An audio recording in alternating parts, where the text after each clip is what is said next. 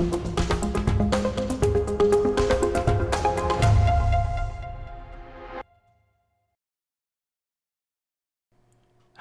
and welcome back to the channel. Today I'm doing another vlog style video and I'm going to be covering some work that I've done in my temporary sim over the last couple of months, making upgrades and improvements and generally making it a bit less temporary than it was originally intended to be.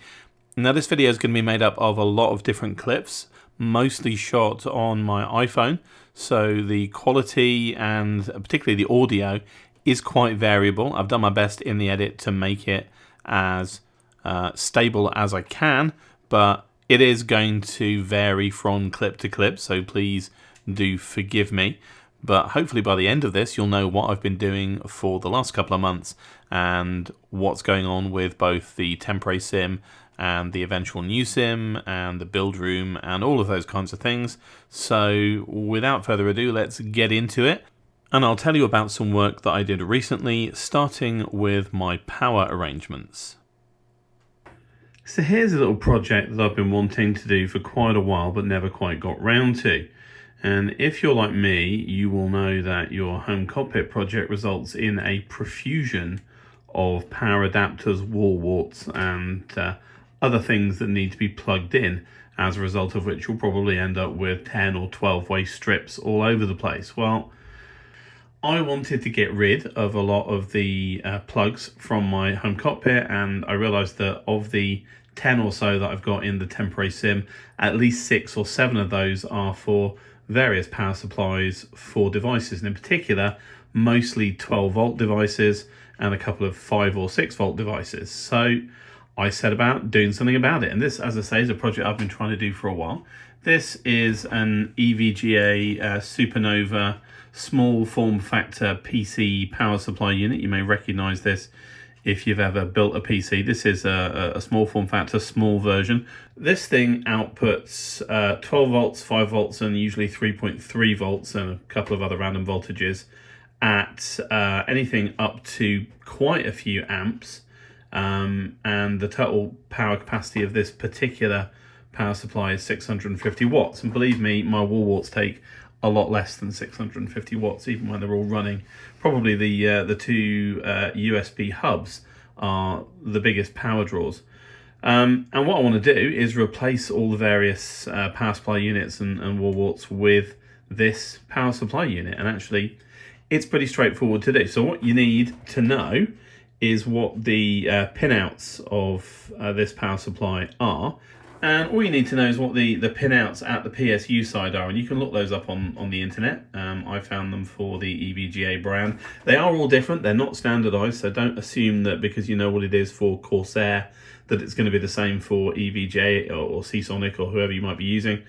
Do look them up. You can obviously probe them to find out what they are, and I recommend that even when you've got the diagram, you should probe them anyway, just to make sure, because you don't want to screw up and put 12 volts into something that requires 5 volts. Or minus 12 volts into something that wants plus 12 volts, etc. So that's what I did. I've got this power supply plugged in, as you can see, around the back. Now, as you probably know, PC power supplies don't just turn on when you apply power. If I go the switch around the back and switch it on, nothing happens. And if I probe these ports, you'll find there's no power. So it waits to be told that it needs to turn on, and in a normal PC that's done using a power button on the front, and that power button literally just closes a couple of pins, shorts them out on one of these connectors to make it start. So I just traced the pins back from the end of the cable, the motherboard end of the cable, back to the PSU end of the cable, worked out which ones they were, and then I did this. So this is the original plug for the PSU side from, well, one of the plugs from the motherboard. And as you can see, I've taken the 2 wires that need to be shorted out and I've connected them with a connector block. If you are British, you will be very familiar with this connector block style, but any old connector will do, or you could solder them, whatever you want to do. And now when I plug this into the power supply and I turn it on, you may be able to hear, did you hear that click? Maybe you can see the fan spin a tiny little bit. So now the power supply is energized, and if I put a tester on it, I will be able to get voltage out of it. But let me just turn it off for now because it gets a bit warm otherwise. And then it's just a case of working out what you need to power. and where you can tap that power from on these various different plugs. So we've got, if you look down, we've got a couple of SATA outputs. There's the CPU power pin plug. There's two VGA outputs. Those are to power GPUs, obviously. You won't be powering anything big with this, but that doesn't matter for our purposes. And then you've got the motherboard connector, and there's a motherboard power connector as well. And this thing they call periph, and I'm not even sure what that's supposed to be. But you've got quite a lot of sockets, and you can tap 12 volts and 5 volts from those. So the SATA connector will give you 12 volts, 5 volts, and 3.3 volts, should you need that. The VGA connectors will only give you 12 volts. But since the majority of what I want is 12 volts, I'm replacing 4 or 5 12 volt power supplies, which are totaling, I think, less than about 10 amps, which this power supply can happily manage. That's what I did. Now, in the spirit of here's one I made earlier, apologies for the shaky camera work, by the way, I'm normally on a tripod, but this is one that I made previously, and it's actually wired up to 3 cables, which were previously connected to my 3 12 volt power supplies. So if I grab one of them, and show you, so there is the barrel connector. That's pretty much the standard connection for a 12 volt power supply. You can get different ones, but that's pretty much what you have. And then, and this is going to get tricky, we bring out this USB hub. This is one of the hubs that I use in my cockpit, and it's a 12 volt device. So down at the bottom here, I'm going to plug this in. Oops. Yeah, there you go. As if it was coming straight from its power brick. It's got a button on the end that I can turn it on and off with. Let me switch on the power supply. Power supply is now on, and at the moment this is turned off, but I will press the button, and look, you can see a green light, which isn't very impressive, but it tells you that this device is powered. So that's pretty much what you need to do. I've got 3 of those lines for my 2 USB hubs and for powering my G1000 units, which also requires 12 volts. And then I've got another tap that I've made here, which goes into one of the SATA plugs, and that gives me 12 volts on one side and 5 volts on the other. And I'm going to run that up to my Glareshield, and I'm doing some work on the Glareshield at the moment, which I will do some footage of. But basically, yeah, the Glareshield used to have 2 power supplies actually inside it, and lots of trailing wires, like 3 or 4 different USB connections and power connections and everything else, which is a pain in the bum. So I'm making it basically a sealed unit. It's going to have its power distribution and its USB distribution inside the unit, and I'm going to have 2 leads for power, 5 volt and 12 volt, which go to it, and then a couple of other leads and a USB connection, and you'll just be able to sort of plug it in one place, and it will all go. So this is the first part of the work on the Glareshield. As you can see, I've taken the whole thing apart. I've taken all the various boards and wires that were in there, apart from the wires to the lights, and restarted. And I've now rebuilt some of the frame. So I've rebuilt some of the frame on the left-hand side, which is actually the right-hand side, but we're looking at the rear here, the left-hand side. And new is this back. Previously, the Glareshield was just open at the back and all the wires were dangling out, which was necessary with all of the USB connections and power supply units and stuff that were in this thing.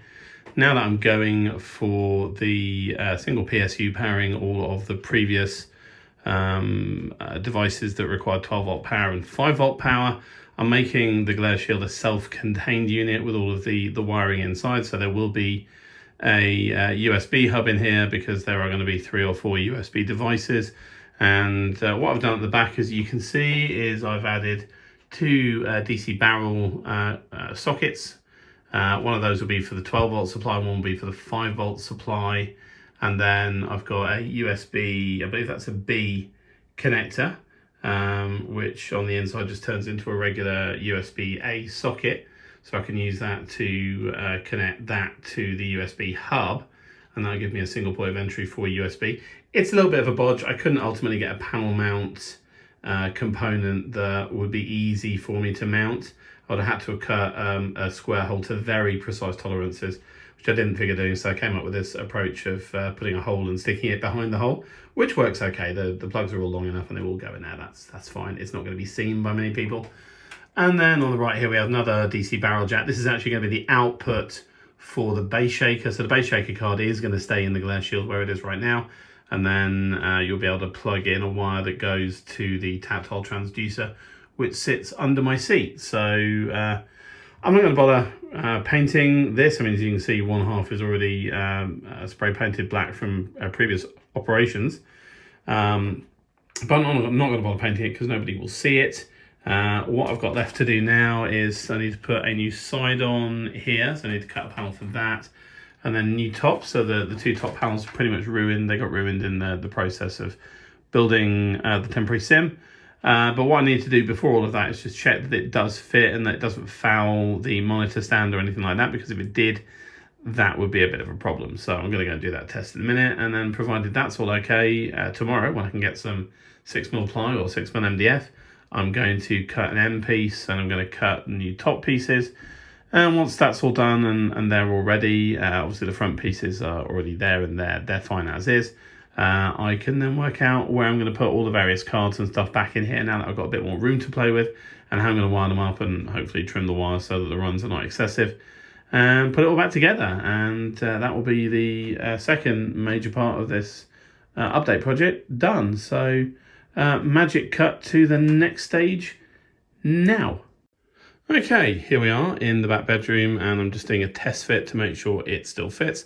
And it does. There's good clearance. It clears underneath the bracket that you can see at the back there, and all of the ports are accessible at the back. So yeah, we are good to continue the project, and that'll be tomorrow after I'm able to get some 6mm wood, because the 12mm wood that I have is just a little bit excessive for the top and side on this thing.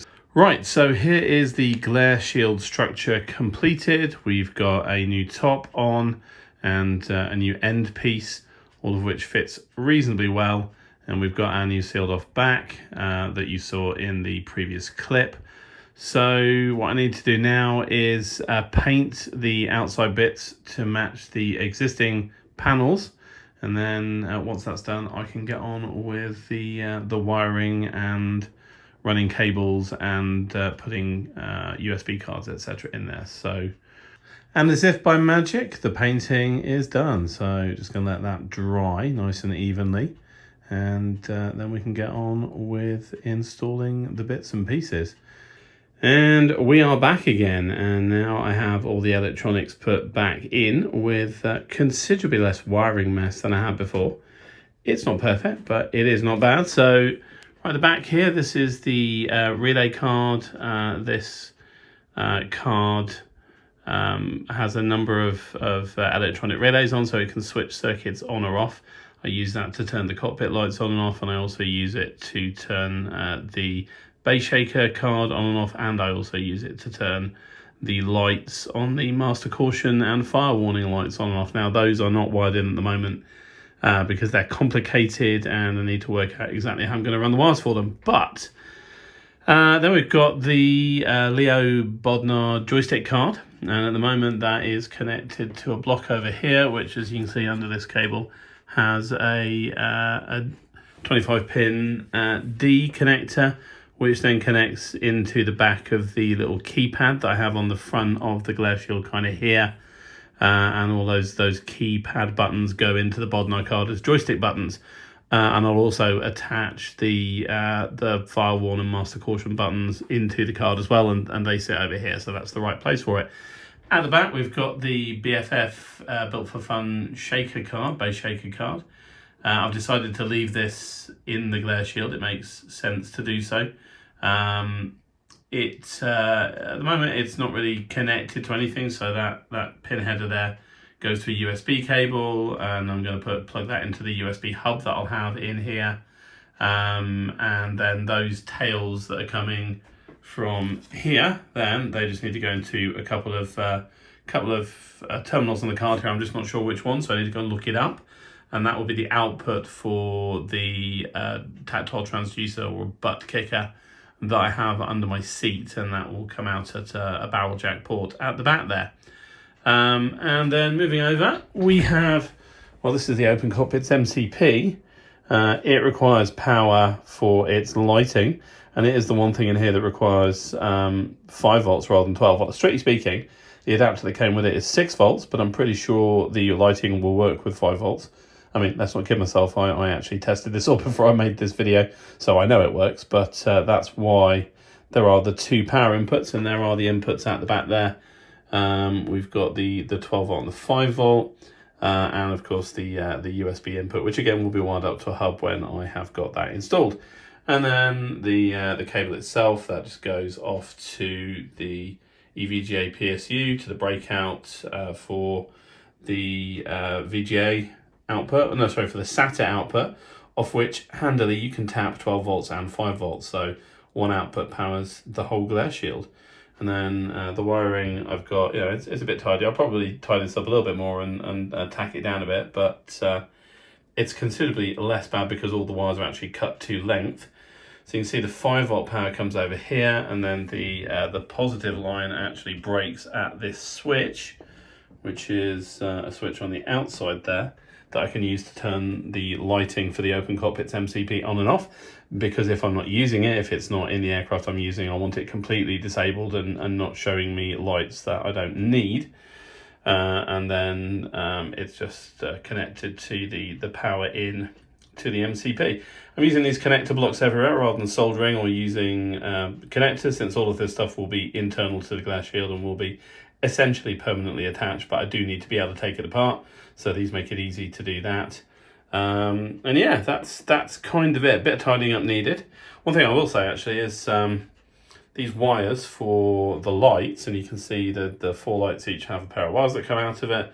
Originally they used to go into like a little what could I describe it as, kind of a joiner box. So they had little plugs on the end, and that would plug into the box, then the plug would plug into their power supply, which was a 12 volt power supply. And so they're all basically, I looked at the inside of that, see if there's anything fancy in the way of resistors or anything else.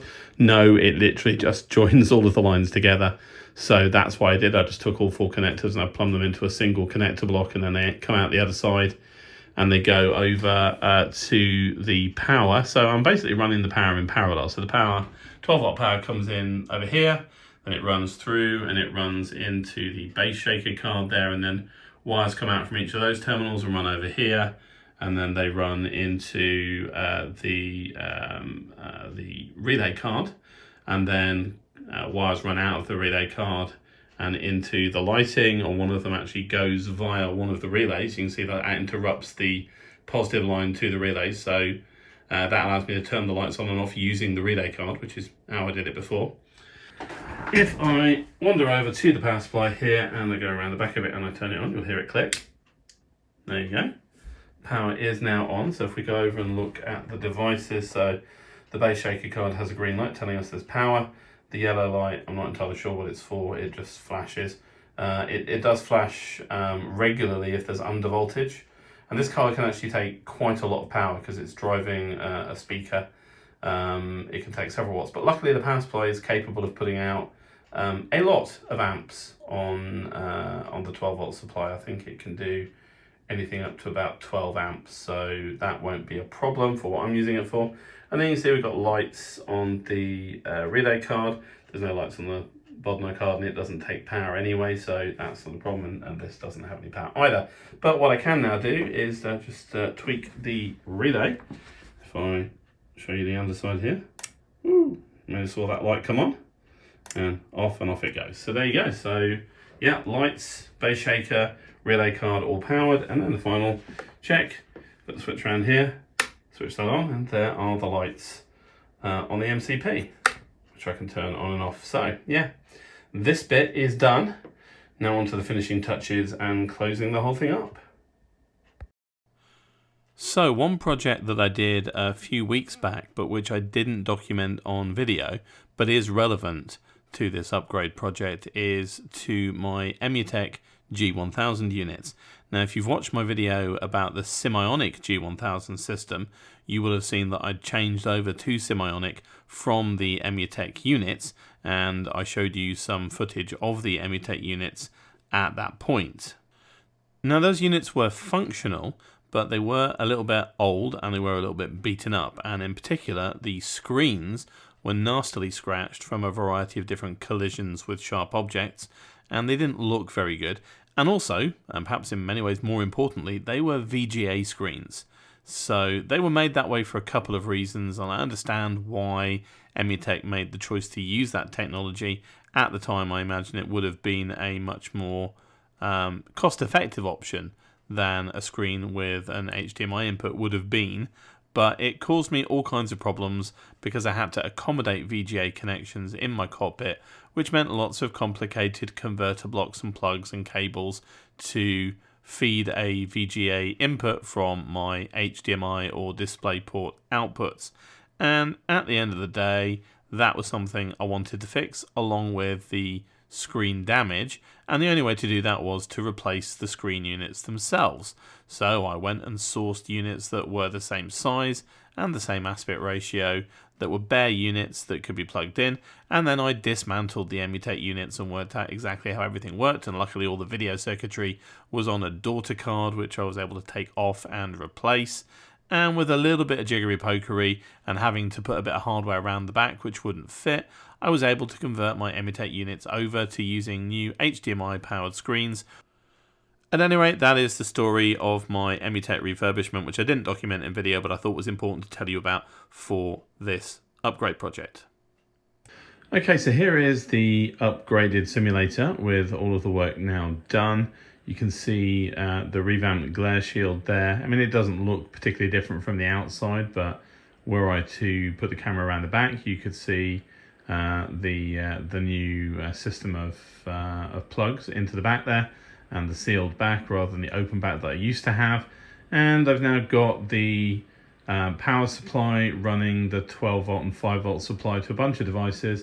If I actually zoom in here a little bit and pull my G1000 screen out, you may just be able to see, if the light allows for it, there's the power supply at the back, and that's actually running those USB hubs, although only one of them is actually on at the moment. And then there's a cable going up to the Glareshield where it's running the 12 volt supply into my base shaker card and into my relay card, which does things like control the cockpit lights on and off, and also control the lighting on the fire warning, master caution buttons. So that's all running off that power supply, and that's cut down the total number of plugs that I'm using in the simulator from 10 down to 4, which is much more reasonable, and I'm clearly wasting a lot less power than I was before.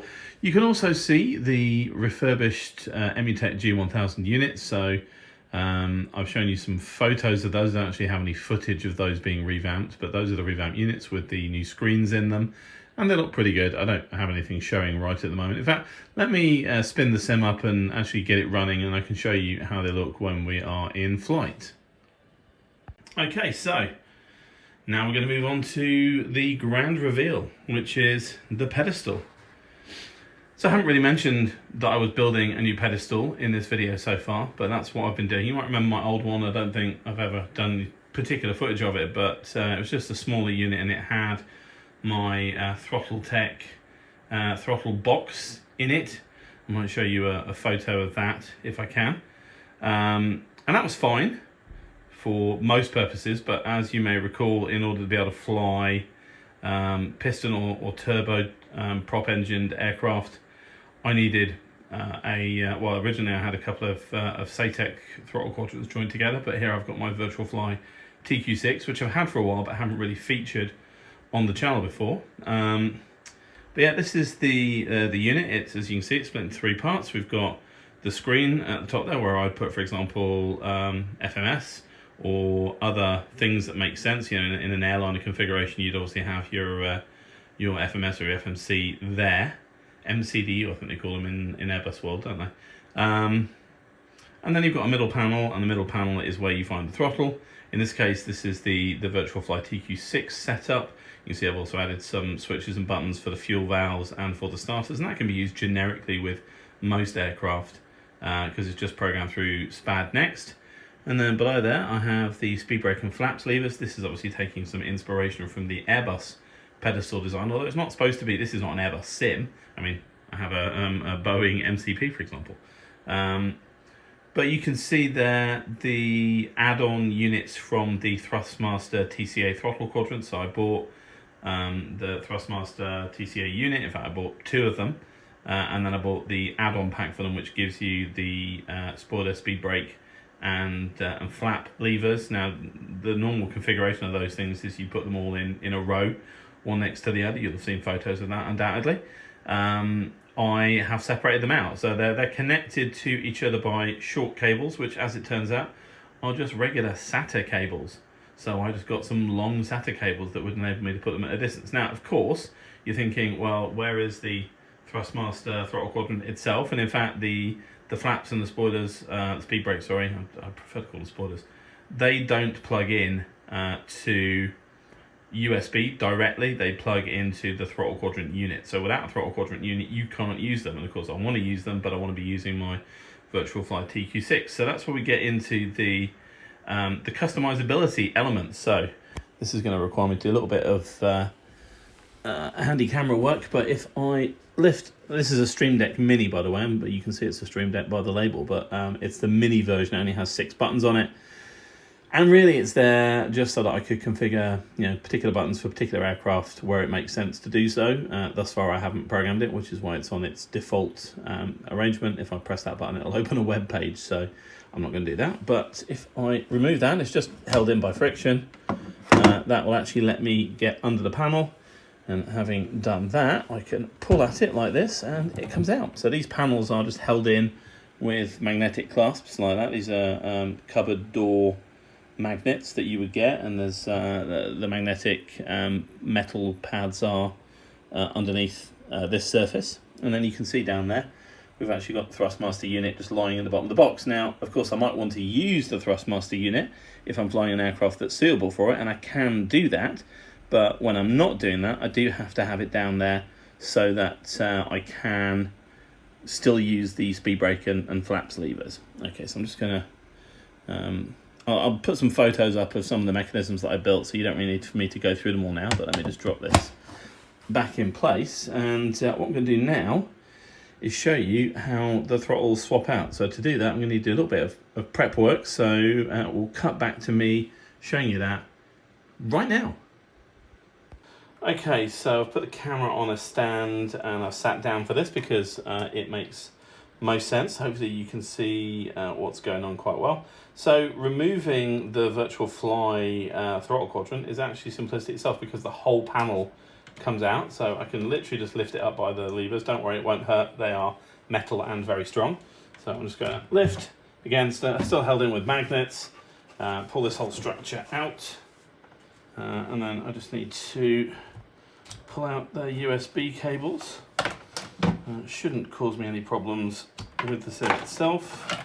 There you go. Obviously, normally I would do this in between sim sessions and I would probably shut the machine down as well. But for you, I'm willing to make any sacrifice. Right, we'll just put this down here.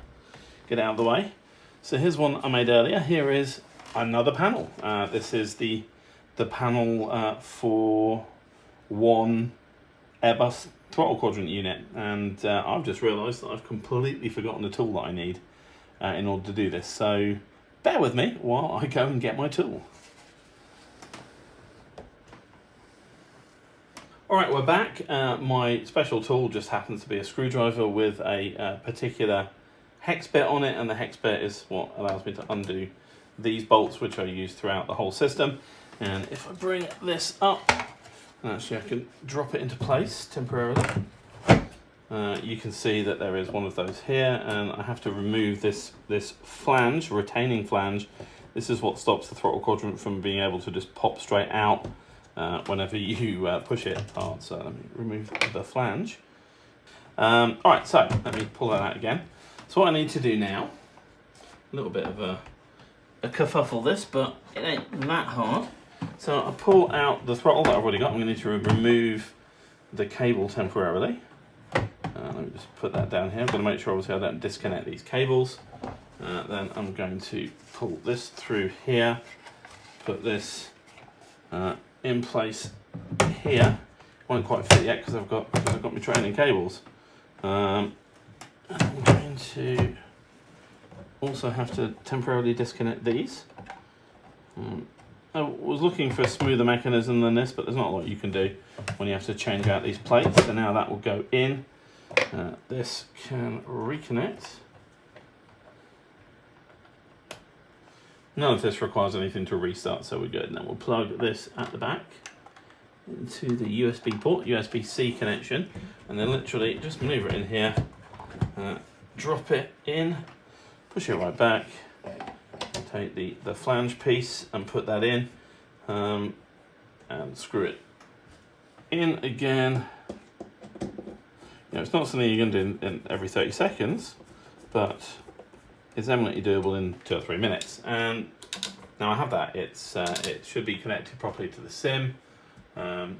That's all you need to do. So that enables me to switch to something that needs 2 jet throttles, like the CJ4 or the Longitude or even the A320, although I haven't looked at flying any of the airliners yet. Obviously this is very Airbusy because that's what the Thrustmaster TCA system is. But that works, and then the flaps and the speed brake, they also work. Okay, fine. So what if I had an aircraft which had 4 engines, like, I don't know, the A380 or the BAE 146, which I plan to add to my stable of planes when the Avrojet version comes out? Well, then, as you can imagine, there is an adapter for that too. So then we have another panel with you know, a similar kind of configuration. You'll probably recall that. Now, before I put this in, I actually need to fish out another USB-C cable, and I do have another one floating free, and there it is. So we've got these 2, and we've got these 2.